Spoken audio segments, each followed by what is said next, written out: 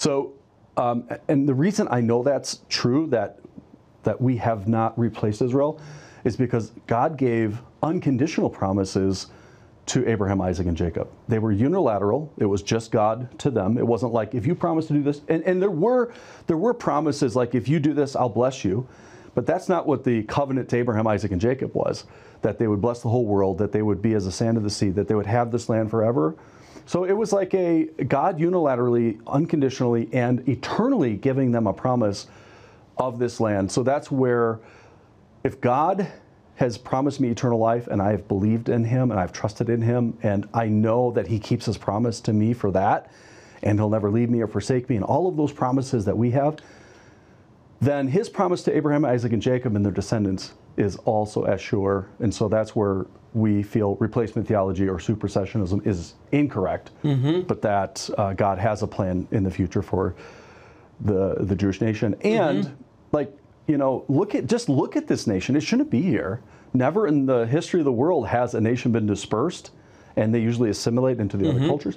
Not Israel. They came back just as promised.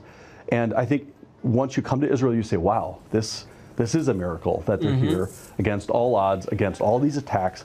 They're still here. Yeah. And is this what the message you try to bring on InGrace and your church? Yeah, so I teach that a lot. We come to Israel, we do a lot of filming interviews, we go to the actual sites, we look at what they're digging up, we showcase that, like the Bible is being verified all over the place in Israel. Because we've seen each other in Shiloh. That's, I think, where we first met, was in Shiloh, and there's a dig every summer, and they're finding everything exactly what the Bible would describe from the time of Eli, Samuel, Hannah, and all of that. So, yeah, I mean, you're surrounded by buried things that, when uncovered, they always verify the Bible. Yeah, it comes to life. Truly does. Any final thoughts?